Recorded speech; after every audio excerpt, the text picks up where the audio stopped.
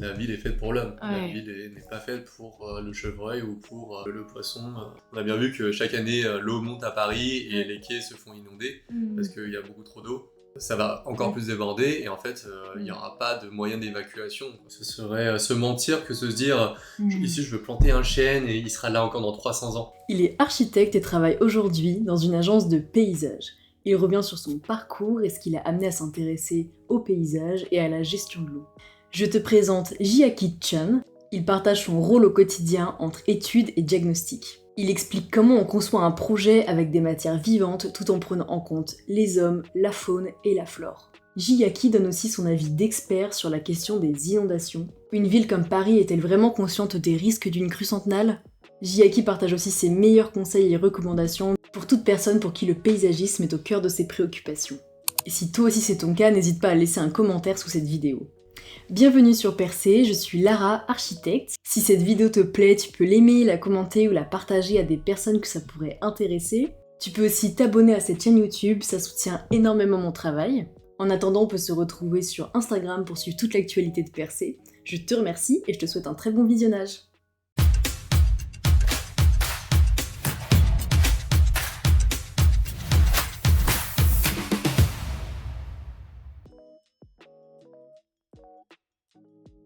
Qu'est-ce qui t'a donné envie de devenir architecte ? C'était au collège où c'était juste, je savais pas trop quoi faire. J'aimais bien dessiner et j'avais un pote qui voulait faire architecte. Je me suis dit, oh, ça a l'air marrant et je vais essayer. Okay. Et moi aussi je veux devenir architecte.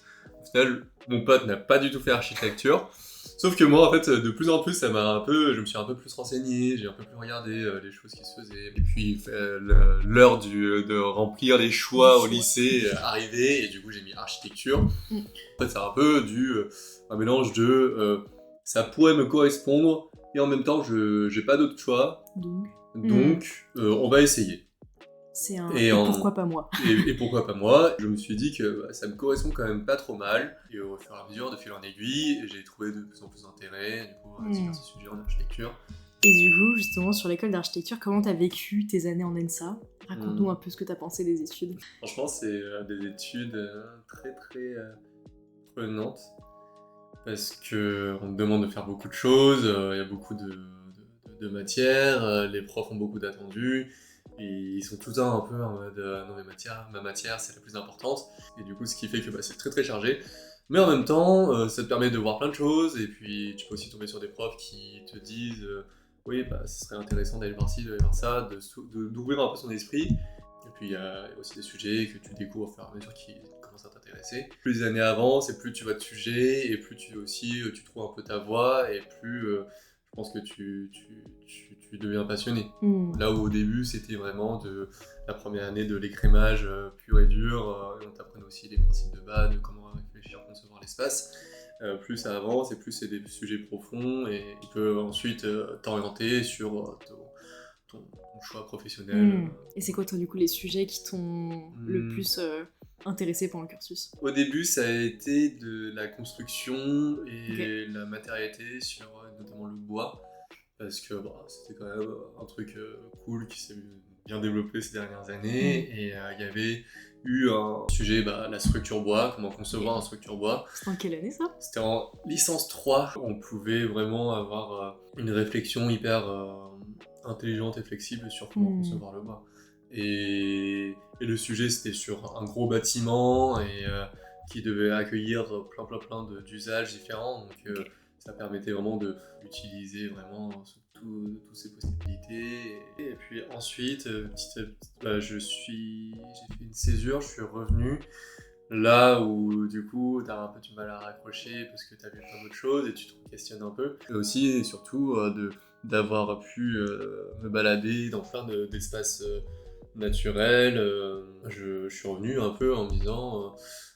j'ai eu une grosse passion pour tout ce qui est rivière, cours d'eau, qui en a découlé du coup mon PFE, où je me suis spécifié sur ça, où je me suis installé sur la Seine, sur le site en face du Chinagora à Ivry-sur-Seine, où qui re-questionné le rapport entre l'humain et le non-humain sur cette interface de urbanité et cours d'eau.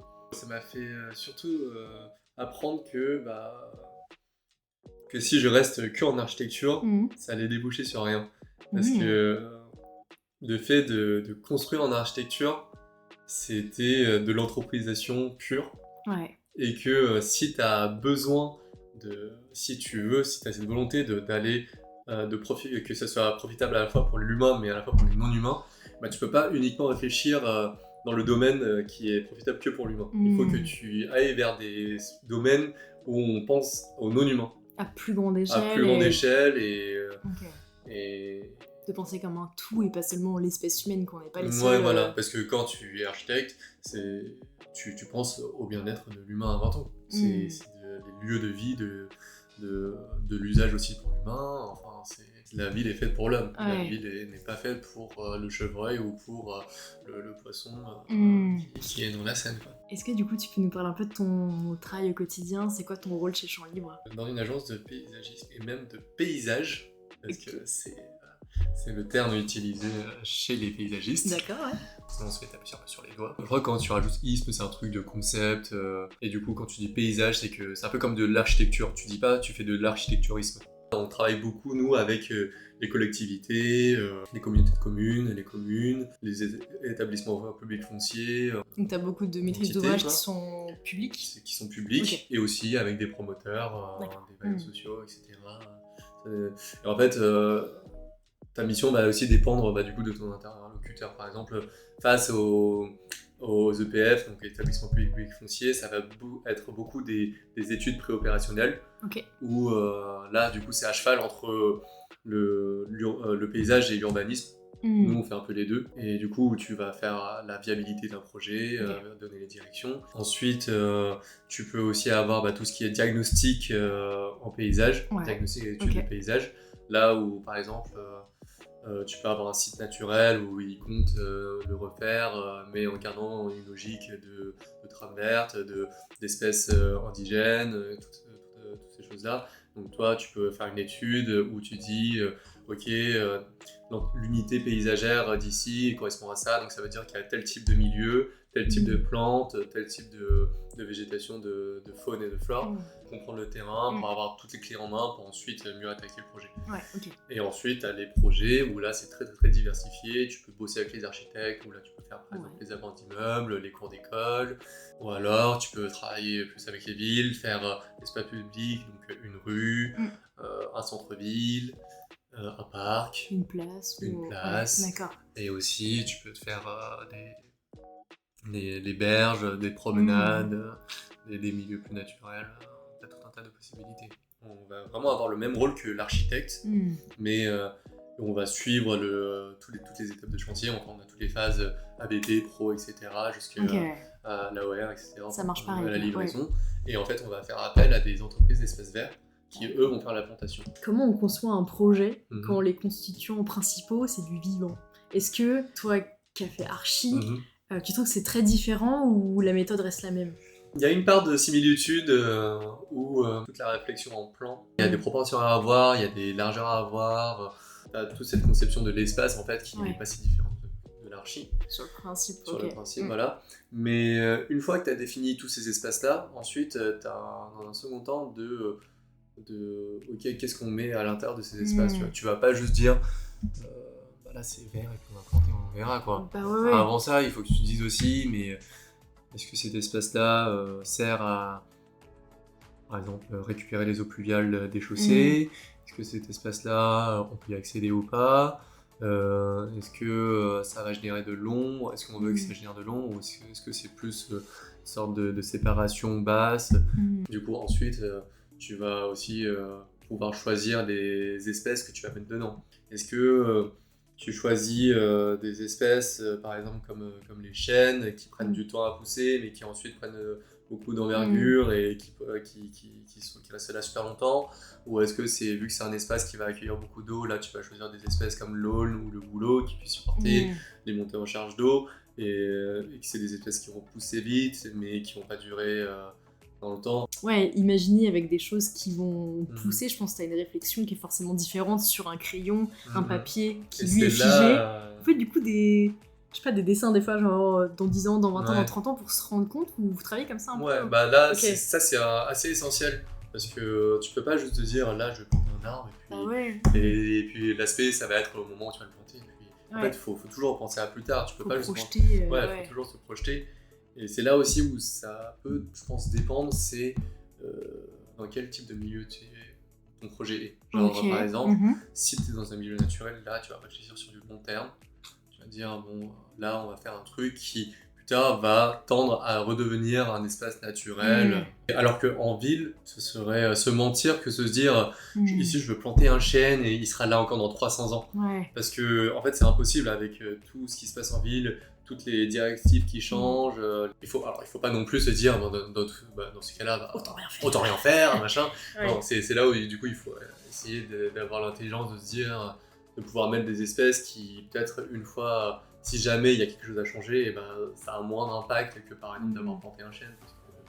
Quand on dit qu'un arbre, il a quasiment 50% de ce qu'on voit qui est égal à 50% de ce qu'on ne voit pas, la taille de ses racines. Par exemple, un arbre là, dans un bac à Paris qui fait déjà 10 mètres de haut, en fait, il a pas besoin de tant de racines que ça, donc les arbres n'ont pas tous les mêmes envergures de racines. Ou si lui, il était en pleine nature, il se serait beaucoup plus développé quand même. C'est ça aussi, c'est qu'un arbre qui va se développer, par exemple, sur une rue, dans un bac, voilà, classique parisien, ses racines seront très très peu développées, parce que de toute façon, il n'y a pas d'eau, donc les racines ne vont pas aller chercher là où il n'y a pas d'eau. Du coup, il a une limite max, il grandira jamais. Et du coup, il ne grandira jamais comme s'il avait été en pleine nature, dans son milieu naturel. Et justement, en parlant de Paris, est-ce que Paris est prêt en termes d'infrastructure si jamais on était amené à avoir de nouvelles crues et inondations, puisque la dernière crue centenale, elle était il y a une centaine d'années. Est-ce qu'on serait capable, tu penses aujourd'hui, là, en 2024, de recevoir encore comme ça des mètres et des mètres d'eau? Est-ce qu'on est prêt à ça? Est-ce que les habitants en sont conscients? Qu'est-ce que t'en penses, toi, spécialiste de l'eau? Je pense que Paris n'est pas capable de supporter toute cette charge d'eau. En partant de là où vient l'eau, donc la Seine, déjà, les berges sont totalement bétonnées, artificialisées, et n'a pas cette capacité d'absorption que pourrait avoir une rivière dans des milieux naturels. D'accord. Donc quand je dis berge, c'est pas juste le quai sur lequel on marche, parce que l'espace où l'eau est absorbée, en général, ça peut s'étendre sur des centaines de mètres, voire plus. Et c'est des plaines inondables dans la nature, et des prés humides en général, qui sont naturellement faits pour absorber et contenir cette surcharge d'eau que provoquent les crues. Donc aujourd'hui, Paris, déjà, les quais sont bétonnés, donc il n'y a pas ce rôle qui est assuré, et le reste de la ville, du coup, non plus, ne peut pas assurer ce rôle. En plus de ça, les quais, vu qu'ils sont canalisés, en grosso modo, l'eau va partir très très rapidement, et du coup va peut-être inonder en aval de Paris, et va provoquer des grosses crues. Et même au-delà de ça, on a bien vu que chaque année, l'eau monte à Paris et les quais se font inonder parce qu'il y a beaucoup trop d'eau. Et si c'est une crue centenale, en fait, Paris ça va encore plus déborder, et en fait, il n'y aura pas de moyen d'évacuation. Il n'y a pas assez de terre pour absorber tout ça, et il n'y a pas assez de... et on a bien vu que l'évacuation n'était pas une solution déjà avec les crues classiques. Naturellement, les crues, c'est en gros la terre se charge en eau pendant toute l'année. Donc tu peux avoir des crues vraiment très temporaires quand il y a des gros épisodes orageuses, mais ça fonctionne un peu comme une éponge où elle accumule quand même de l'eau au fur et à mesure, et arrivé dans la période de crue, du coup au début, fin hiver, début printemps, il y a un phénomène qui fait que toute cette eau est relâchée d'un seul coup, et ça va entraîner justement des méga crues. En fait, en plus de ça, il pleut tout le temps. Donc ça fait tout ça combiné fait que l'eau monte. Donc la solution, en fait, c'est juste c'est d'essayer de voir l'eau autrement. Ne pas se dire que l'eau est quelque chose qui va tout détruire sur son passage, mais plutôt que de se dire que on a accepté de vivre au bord de l'eau, que c'est une contrainte naturelle auquel nous ne découvre rien. Et l'homme a déjà essayé plein de fois d'endiguer, voilà, en résulte toutes les infrastructures qu'on a aujourd'hui. À chaque fois, ça n'a pas raté. Quand un barrage a pété, en amont, enfin en aval, ça a créé des grosses inondations parce que l'eau a pas... Il y a eu une surcharge d'eau et il n'y a pas eu ses capacités à évacuer tout ça. Je pense que c'est plutôt du coup un changement de mentalité, d'essayer de voir comment accueillir l'eau plutôt que de c'est ça. la contraindre. Et en même temps, c'est pas facile avec la ville de Paris parce qu'il y a une grosse partie qui est souterraine, tous les métros, tout ça. Enfin, ça immobiliserait totalement la ville. Bah ouais. Mais aussi, dans ta question, tu m'as dit est-ce que les gens en sont conscients? Je sais pas s'ils en sont conscients. Parce que les crues centenales, tu vois, on en parle un peu comme ça, mais est-ce qu'on connaît ça parce qu'on est archi ou est-ce que les gens ils connaissent ça vraiment? Parce que 100 ans centenale, on y est là du coup, par rapport à 1910. Et même par rapport aux crues, je sais pas si les gens sont sensibilisés à ça parce qu'on a toujours tendance à voir les images à télé en se disant ah là là, mais ça c'est hyper loin, ça. C'est pas possible à Paris, on est en pleine ville et tout.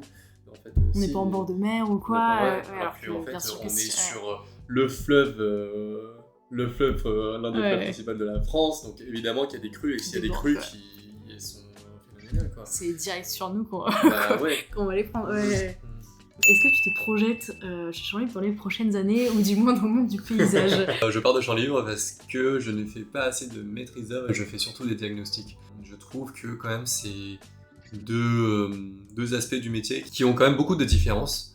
Et quand on est fait pour faire l'un des deux, on n'est pas forcément fait pour faire l'autre. D'accord, je comprends. Et ça, en arrivant chez Champs-Libres, je ne le savais pas forcément parce que c'était ma première expérience. Du coup, j'ai eu le temps de tester les deux et le temps du coup de me rendre compte que je veux plus faire de la maîtrise d'œuvre plutôt que des études.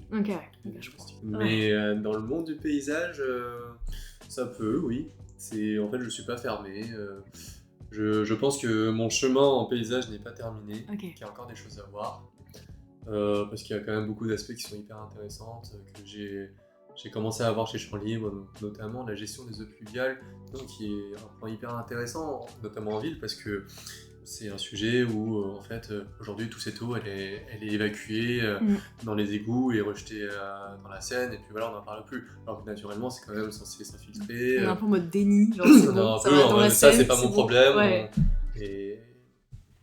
Et ça, le fait d'utiliser cette eau pluviale, de la faire infiltrer, déjà, ça permet de recommuniquer cette eau aux nappes phréatiques. À la fois, ces espaces sont plantés, du coup, ça a besoin d'eau, mais à la fois, on en fait des espaces plantés qui supportent l'eau, du coup, pour mieux l'un nourrit l'autre un peu. Ouais, c'est ça. Donc ça, c'est un sujet hyper intéressant que j'aimerais bien creuser dans le futur en paysage. Et mis à part tout ça, quand même, tout cet aspect de l'approche, de la réflexion avec le végétal, je pense que je suis pas encore arrivé au bout. Et j'aimerais bien arriver au bout pour ensuite mieux l'intégrer, pour essayer de trouver une sorte de collaboration avec l'architecture qui puisse marcher. Tu trouves que c'est un peu trop séparé aujourd'hui, les deux disciplines? Elles sont pas assez complémentaires selon toi? Elles sont pas assez complémentaires. Ça pourrait en fait, mais elles le sont pas parce que aujourd'hui il y a toujours l'architecte qui travaille en amont du paysage, du paysagiste. Et alors c'est pas le cas de tous, bien évidemment. Il y a des agences qui arrivent très bien à le faire et d'ailleurs moi c'est par chance j'ai eu ça. Mais la plupart du temps c'est l'architecte qui a besoin de conserver une pleine possession de son projet et vit un peu comme une agression le fait que le paysagiste arrive et dit mais non on peut pas faire ça. Tu trouves ok, de ce que j'ai vu, oui il y a un peu ce côté là quoi. C'est vraiment qui est le dernier mot sur tout mon projet et il y a un peu du coup le truc c'est ils sont un peu moi c'est moi l'architecte, je sais ce que je fais.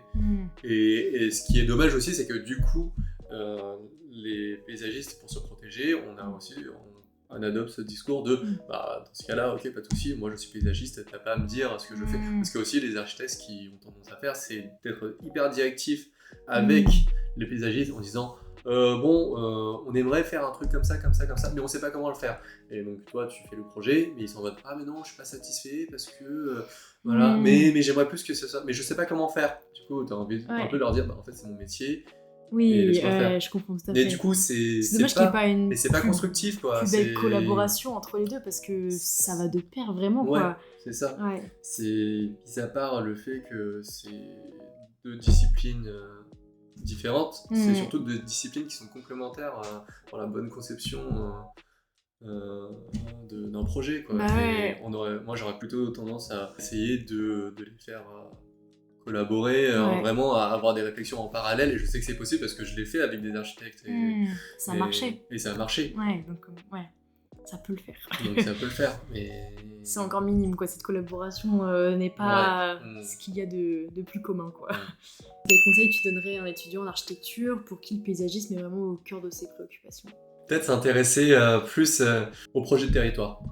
Ok. Parce que moi, ça a été ma porte d'entrée. Je pense que sans Mhm. ça, j'aurais pas pu m'intéresser au paysage. Parce que, voilà, quand même au début de cursus d'archi, Ouais. on nous apprend à concevoir un bâtiment. On a toujours une prise en compte du contexte qui est très très très restreinte. C'est limité, quoi. C'est limité, Ouais. on regarde un peu à l'échelle du quartier, ce qui manque à la limite, voilà quoi, mais ça reste tout.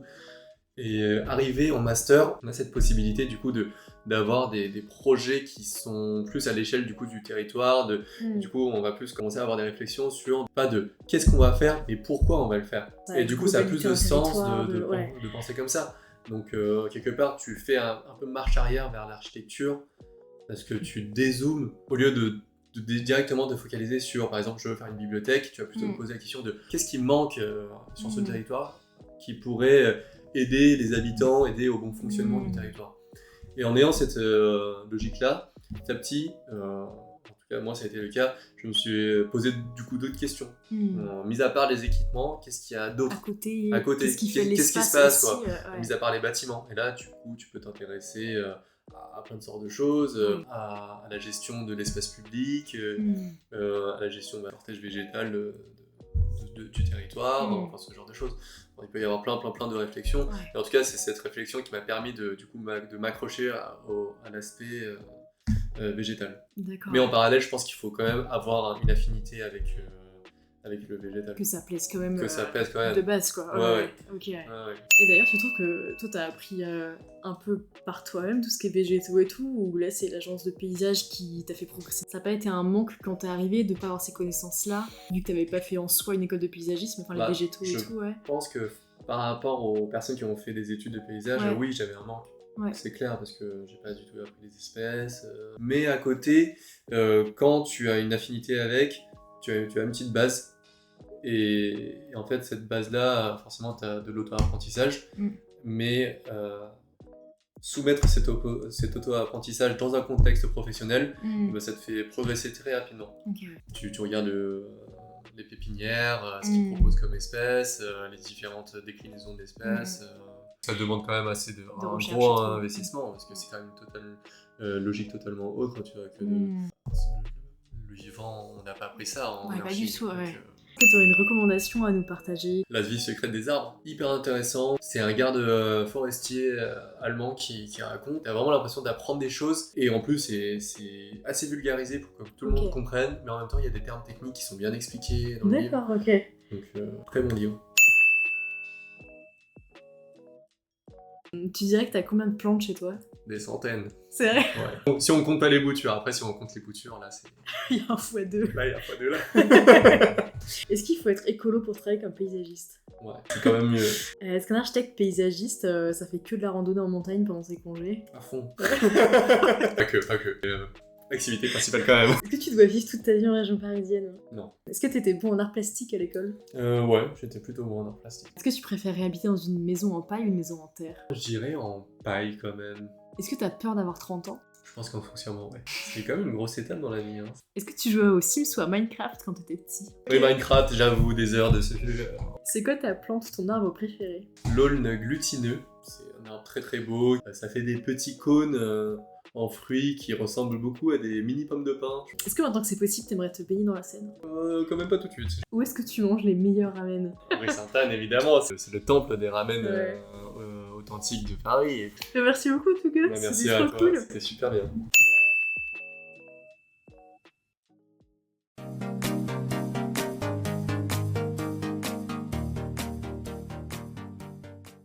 est-ce qu'il y a un grand méchant loup qui vient souffler Ah, dessus? c'est ça. Tu dis non, c'est pas possible. Je Non, peux pas y croire. je ne peux pas y croire. T'es dans le déni. Eh ben, écoute, je t'ai révélé tout ce que j'avais. Tous les secrets tous les sur l'eau et le secrets. paysage. Exactement.